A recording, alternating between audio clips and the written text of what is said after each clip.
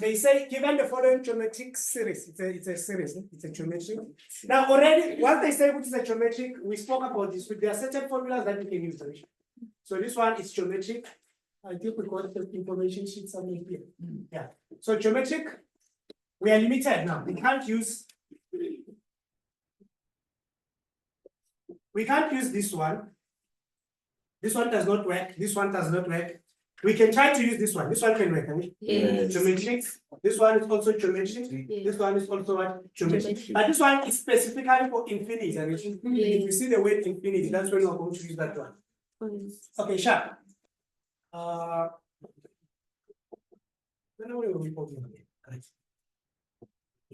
Sharp.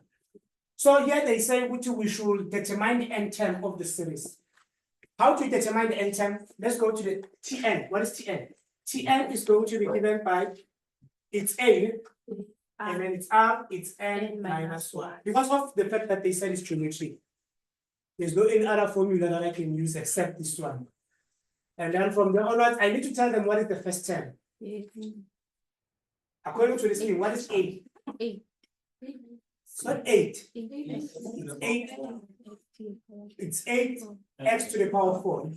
So we're going to say this is 8x to the power 4. Sharp.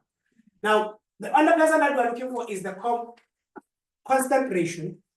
How to get the ratio? Unlike before with arithmetic, we said term 2 minus term 1. Yeah? Here we're talking about the ratio. A ratio, it's a fraction. So you're going to say you have term number 2 divided by what? By term number. And then if you check there, you have 4x cubed. Yeah? All over. Wait. We have 8x to the power of 4. Laws of exponents.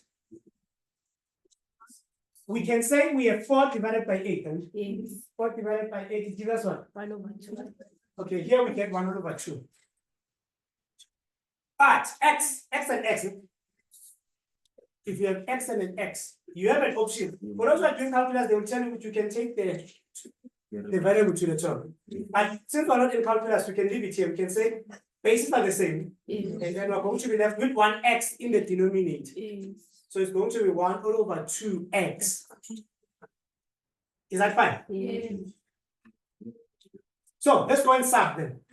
If we go and sub, we're going to have 8. What is 8? It's 8. X to the power of 1 of 4. Multiplied by 1 all over 2x to the power of 10 minus 1. No, done. Remember, I can't multiply this one. This one is to the power of 1. And then this one is to the power of n minus 1. Unless if you wanted to go and keep it further, you can split this. How do you split that? We can split this. Yes.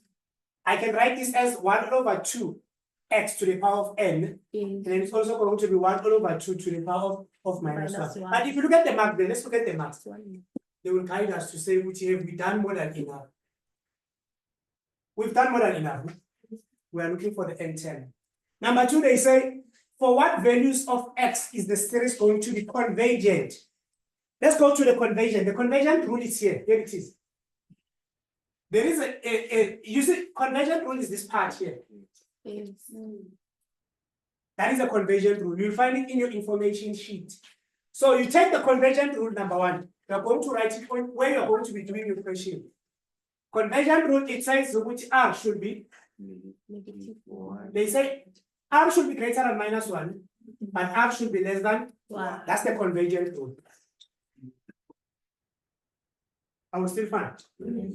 But now we want to get x, because they're saying for which values of x, they're talking about x. We want to get r in terms of what of x, which is something like already here. I will still find. Yes. So what did we get our r as x? What did we get it as? We got it as 1 over 2. So we have minus, we have 1. Yeah.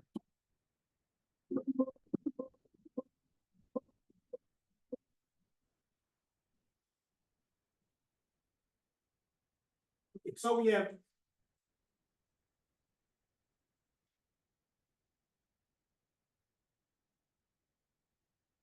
we have minus 1, which is going to be greater than 1 all over 2. And then the x is on the, let's not forget, the x is on the denominator. The x is on the denominator, if you remember correctly. So we're going to have 1 over 2. X is going to be less than 1. The goal is to get x as the subject. How would you get x as the subject? For the first time, you get x as the denominator. Usually, if it was on the numerator, it was going to be straightforward. There's nothing special. So if you find yourself in a situation like this one, you need to do it like in grade 10. In grade 10, we could separate these two things here. These are two inequalities at the same time. What is the first one that you have? Let's highlight it in blue. So I have this part here. This is inequality number 1. You agree? So if this is inequality number 1, I'm going to write it as minus 1. It's greater than 1 all over 2x. Like this. I want to get x. Since I want to get x, what am I going to do? Multiply by 2. So I have minus 2x, which is going to be less than 1. It's fine. Cross multiplication. Yes. Says that. Okay. You want to get x. Well, what are you going to do here? You are going to divide by -2. So if you divide by -2, you say -2 this side. You say -2 this side. Now in grade 10, they told you that if you are multiplying or dividing with a negative, an inequality is going to change. Yes. You still remember that? So what are we going to have then? We're going to have x, which is going to be greater than -1 over 2. That's the first one. You look surprised. What's your name? Huh? Makopan. Makopan. All right.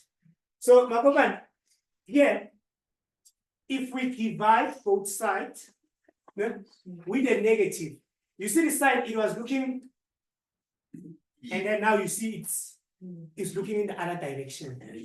Because we divided with a what with a negative. But remember, when I transpose, I didn't do that. If it's jumping, the inequality is not changing. It's only changing when we multiply or divide with a negative.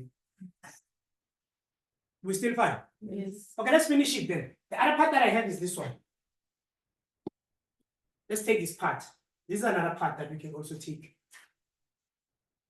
How is that one? That one, it says we have 1 all over 2, and then it's x here, which is going to be less than 1. You want x again. If you want x, it's cross multiplication. Cross multiplication, what are you going to have? 2 multiplied by, we have 1 less than 2x. Divide by 2, divide by 2. It says which x is going to be. We are not changing signs actually. Yes. So it's going to be less than.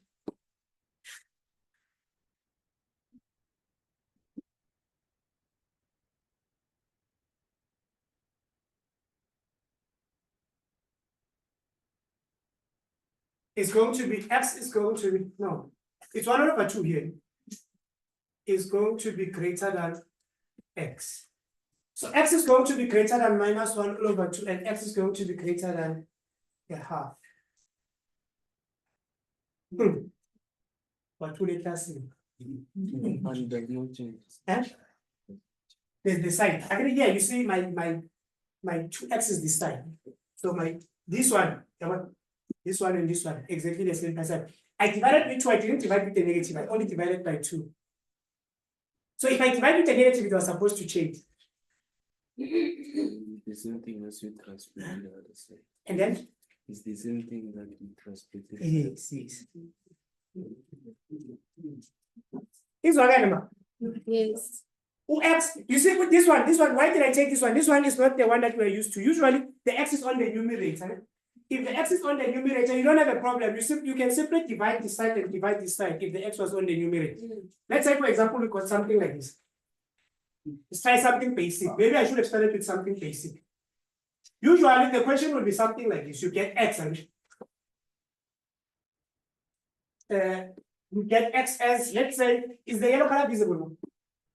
It's not visible. Okay. Let's say we got our arm. We calculated our R and then we got our R as X all over 2. Everyone is happy with this one. The X is on the numerator. Now, what is the condition of convergence? The condition for convergence doesn't change. It's always like that. Once you see this word convergent, even if you don't know what to do, go and copy that thing from that side and then you write it this side. And then where would you find it on your information sheet? We showed you. It's just next to infinity. All convergence series, they have a sum to infinity. That is why we're writing this two. There's no way a series can converge without having sum to infinity. These two things, they go hand in hand. You can see them. These two people, they are going to go hand in hand. A series is converging. A series has a sum to infinity. If it's converging, it needs to have a sum to infinity. Next. Let's say we had something like this. You calculated your R. The way we calculated R, remember we calculated our R here. After calculating our R, the only problem here is that we had an extra X on the denominator. But let's say we got something like this. How are we going to do something like this? We're going to have -1, and then we're going to have X all over 2 less than 1, like this. And then you want to get X. How are you going to get X? I'm not going to separate them. Here I'm going to solve them simultaneous at the same time. How do I solve them simultaneous? I'm going to multiply by 2 this side. I'm also going to multiply by what? By 2. Which is similar to what you did here by separating them. It's exactly the same thing. She wants to cry this girl. What's her name? She's planning to cry. What's her name? O1. Don't cry, O1. So O1 here. I am going to multiply by 2. It's going to give me -2. X is in the middle. And then I'm also going to multiply by 2 here. Because these are two equations. You need to understand that. Here, you have two equations in one. You multiply this side, you also multiply this side. And it says which X is going to be less than what? Than 2. I didn't need to separate them because the X was on the what? On the numerator. Is it clear, guys? Yes. Let's give you a question. Yes. Oh, we're supposed to do the last one then. Yes. Let's do the last one. So that you can get a question. They say calculate, you see, the next question that you can expect, once you see convergence, the next thing that you should expect is going to be what?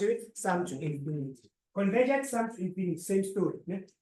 So how are we going to get the sum to infinity? How can you get the sum to infinity? There's a formula to calculate the sum to infinity. What is the formula to calculate the sum to infinity? Guys, like, don't try to be heroes. Go and copy this thing from the information sheet. I've seen learners get this thing wrong because they make the R and the 1. They just confuse the two. This thing is there. There it is. You copy it exactly the way it is, this thing. I know we're trying to say, okay, it's 1. It's 8. It's 1 minus R. What happened?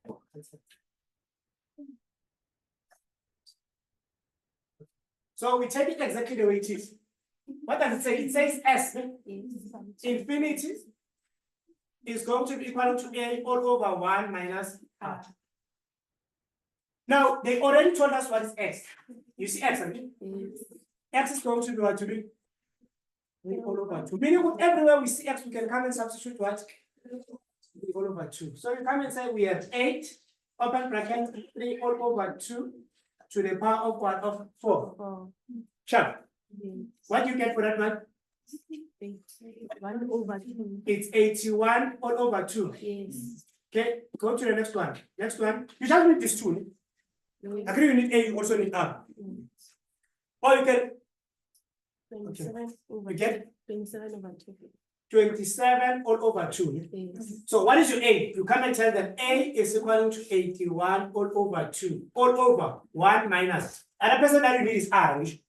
How do you get R? Remember? Term number 2 minus term number 1. So you have term, or you divide. Term number 2 divided by term number 1. You should show them R.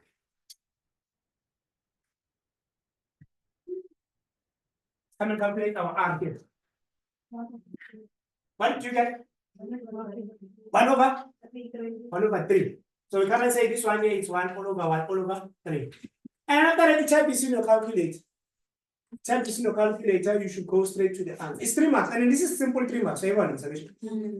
It's a simple substitution. And then after substitution, even if you couldn't get the rest, it's fine. You couldn't get number 1, you couldn't get number 2, but number 3, because they're telling you if x is this, then you're supposed to go and finish it. What do you get? X is? It's 60.75. Like this. Yeah, they will give you 1 mark for substitution, 1 mark for substitution, and then 1 mark for the final answer. Let's look at a similar question to that one.